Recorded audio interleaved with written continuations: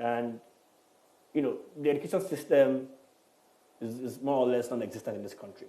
We've had the ASU strike for about 7 months. Only now they're about to go back to the classrooms and what have you.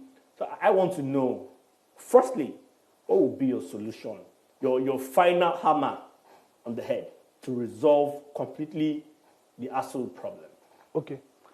Quickly, before I answer that, let me go back to one of the things I wanted to say, Nigeria have been clamoring for a fresh air in the political environment.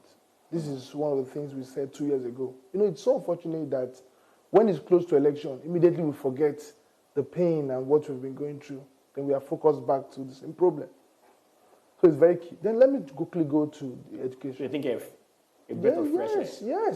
Yes. If we look for a fresh air, then we are talking about one who has not been in the political scene, who is coming with experience to the people, who have served the people.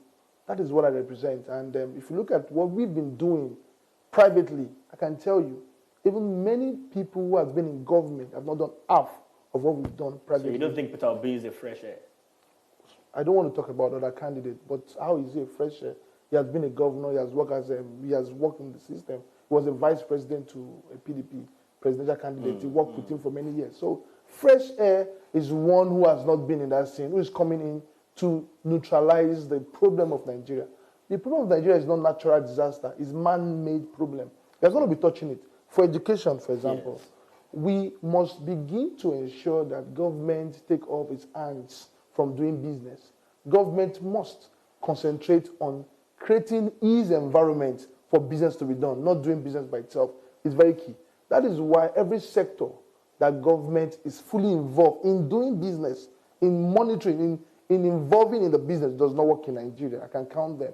The same thing with the tertiary education. We have problem with the education, not just tertiary. We have more problem in the primary and secondary education, even more than the tertiary education.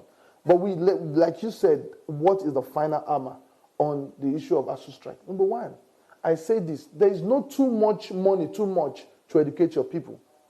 If you value education, if you know what education means, then there is no too much. If you say education is expensive,